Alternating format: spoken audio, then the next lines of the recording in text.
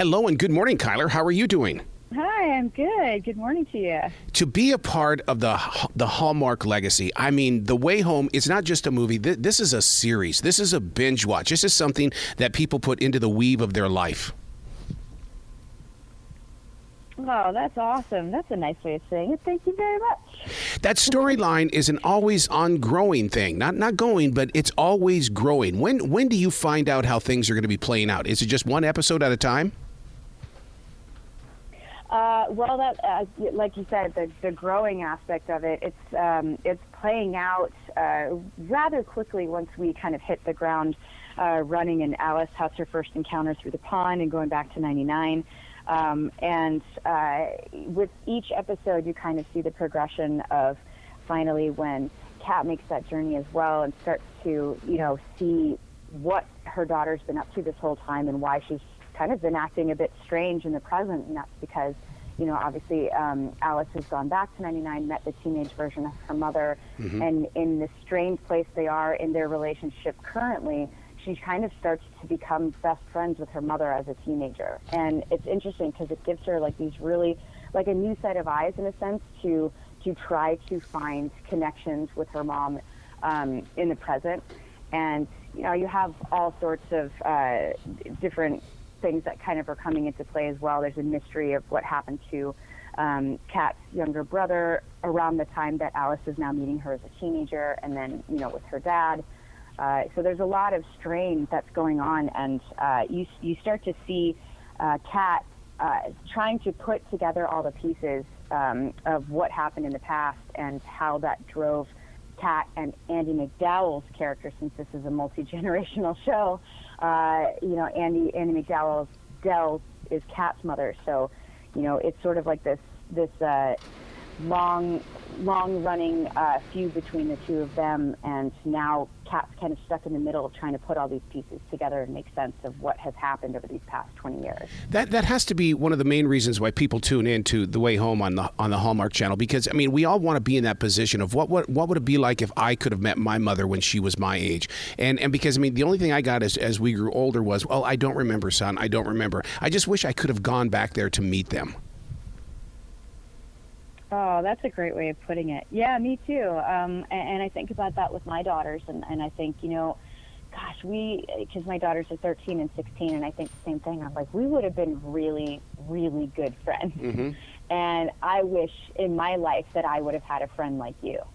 So it's kind of cool to think about those things, for sure.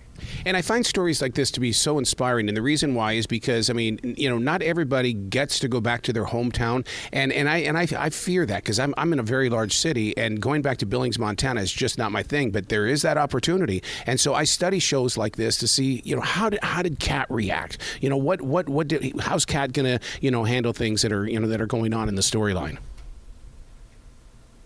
Yeah, for her, there's a lot of nostalgia. Obviously, like, this was a place that she did love growing up in. I mean, she's on this beautiful farm, but she also had, pretty big dreams. She's a writer and wanted to become a journalist, and so she did see herself leaving at some point. And you watch that journey of Kat as a teenager, and you see those first steps. Alice gets to see the first steps of really what defined, her mother's past. And so her trip, Kat's trip back to the farm all these years later, you do see those moments of kind of like, whoa, this is like such a trip, especially when she comes across who was her best friend, Elliot Augustine, played by Evan Williams, who was just the dreamiest.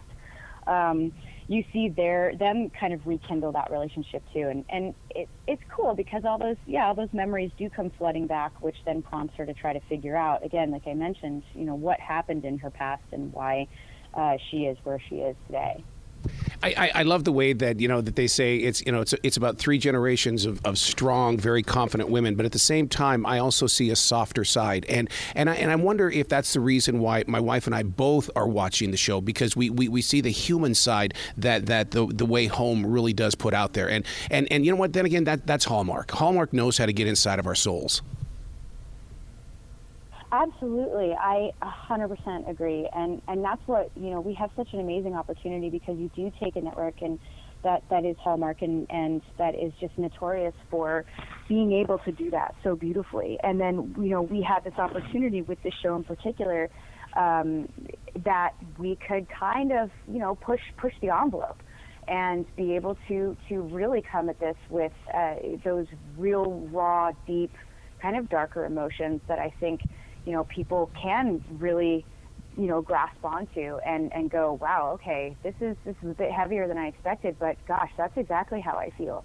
And then even with the way that we filmed it, the directors that we had come in, and Tom Best, who is our director of photography, really did a phenomenal job of making it have more of a cinematic tone. Yeah. And the differentiation between 2023 and 1999, even with just the lighting, it just really did a beautiful job of, capturing what those different times were like, even emotionally.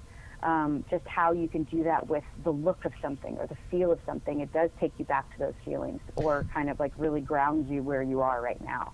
Oh my God, you said it right there when you said emotionally it takes you back. You are so absolutely right. And that's why the picture and the background, everything like that, to me has to match the emotion that we're in, because it draws us into the scene itself. Absolutely. Well, and that's what we have, again, even with our sets, and why I just feel like, everybody, cast, crew, everybody just really did a phenomenal job, because you walk into those places and you're immediately transported, and then you honestly feel like it's home. Even just the Landry home in and of itself, it's kind of like, gosh, I look at the sets and everything, I'm like, I want to live here, and even the way that the pond plays its own character.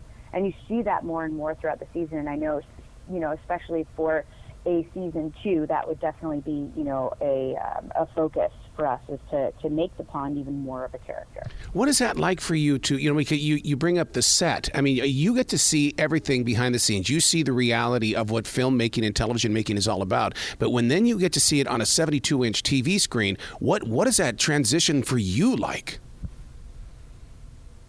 I think it transitions so beautifully. Again, we have such an amazing team. They've done such a beautiful job of making it as real and, tangible as possible. The tiniest details, it's we do see it. Even some of our sets, they have ceilings. And not a lot of, it might sound silly, but, not a lot of sets actually have a ceiling. It's you look up and you just go into the infinite, stage. And these just, they've taken, these walls and really created a home in each of the sets. There's no stone unturned. And so to see it play out and to watch that beautiful environment that we have really come across on TV, we're gold. Honestly, I'm so proud of everybody on this show. Not a single person hasn't contributed to, I think, what makes a beautiful story altogether. Wow. You've got to come back to this show anytime in the future, Chyler. The door is always going to be open for you. Oh, thanks. No, I appreciate it. Lovely questions. Thank you. Thank you. And you be brilliant today, okay? Oh, I will do my best. I promise. Okay. Bye-bye.